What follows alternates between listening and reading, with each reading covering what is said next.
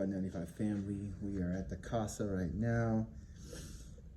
Still working on a pretty low budget of about zero. Just had to pay some taxes, so that cuts into the funds. And I'm still working with recycle money, still at the $53 and some change mark because I have not spent anything yet. My housemate is working on a special tool to use to push the valves springs down so we can get the keepers out and remove the valves without having to buy the expensive one. 4 Real Time suggests another one that's about $20 cheaper. So I think I have enough to buy that one if our plan doesn't end up working.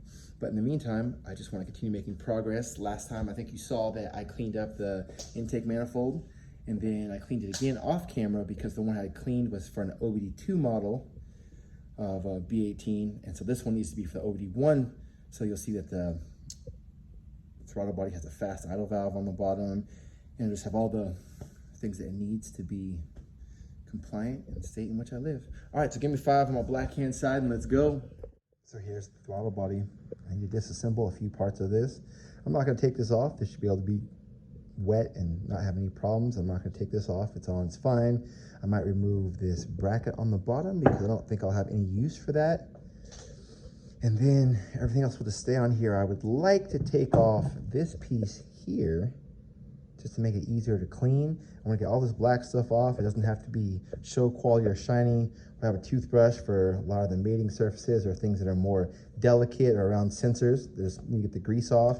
And I have this wire brush. It's actually pretty soft, and this is for any of the outside metal areas that I just need to get into. I have my favorite cleaners, of course, knockoff oven cleaner.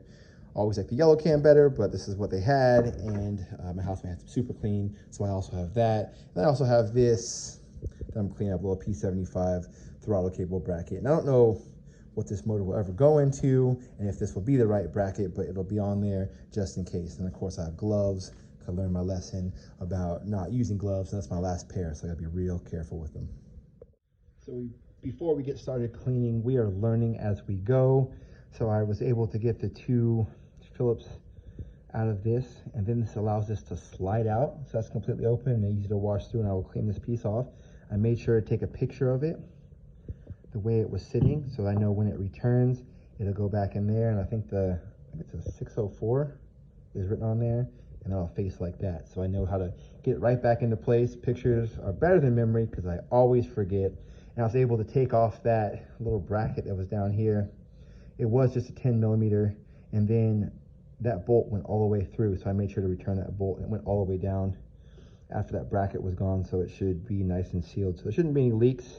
There's no, like I said, Chris Fix videos about this, so I'm just winging it. So I'm gonna give this a good spray down with this. I'm gonna let it soak, and then I'm gonna hit time lapse, and then I'll start giving it a scrub, and we'll see where we go from there.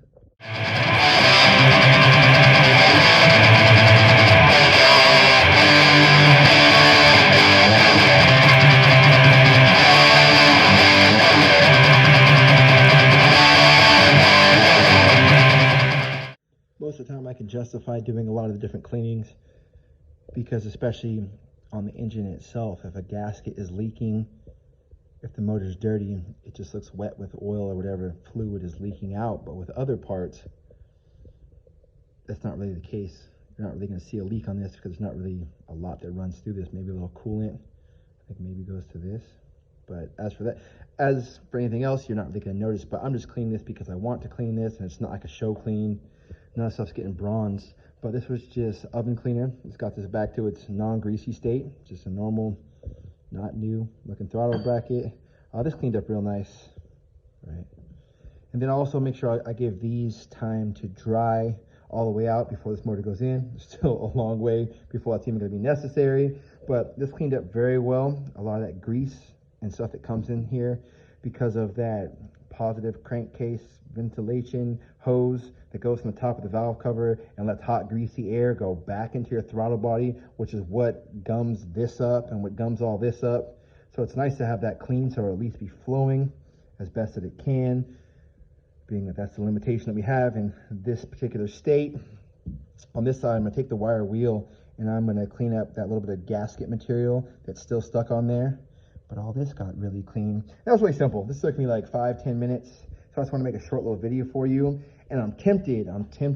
I didn't open up the super clean. I ended up going after the oven cleaner with just a little bit of Dawn and the toothbrush, and it's pretty good. I could get that a little bit better. Like, that's good. That's a little bit dirty. So I might get in there with a little bit of the wire brush and the super clean.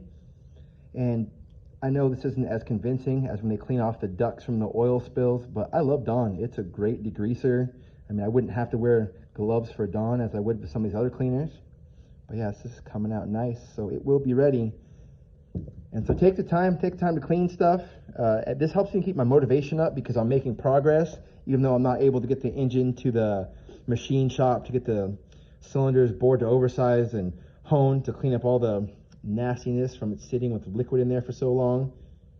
But things are still continuing, and so when I do get the engine block to the shop and I do get it back and I somehow find the money to pay for that, then we're one step closer. Then I still don't have this stuff waiting to be cleaned. So let me take a little bit more time on this. I will do it off camera real quick to keep this video short, and I'll show you a final project that should be all back together, and I'll spray it down with a little WD-40 so it stays all lubed up, and any water that may have gotten in places it doesn't need to be, hopefully that will help evacuate it out. Not too shabby, not a bad way to feed my addiction to work on cars. I got this plate back in, 604 is facing up, and the fast auto valve is facing this way. I took a picture and I referenced the picture to make sure I got it back in the right place. Went back in with no problem. See the gasket material is all cleaned off here at the wire wheel, so the new gasket will seat on here properly. And I'm just gonna give it a quick little spray with a WD-40 just to make sure everything stays lubed up. So here's some close-ups. The wire wheel, I can only get it into certain places, so that made those places look a lot nicer than the places I couldn't. Like here, I was able to get it, where down here I wasn't. So this is a lot cleaner and smoother than down there. But I did come back in with that super clean and a towel and that wire brush and just try to get down there and make it nice. And I shook it a whole bunch. You know, it doesn't seem like there's any liquid or water, and then it'll be oiled up and ready to go. And we're ready for it. All right, Modified family, thanks for coming along. This was short. Hope it was somewhat entertaining. Sometimes I put those time-lapse things in there, not because you don't know how to clean, but just so I can highlight some music I wrote back in the day, and it's just entertaining to me. All right, until I see you next time.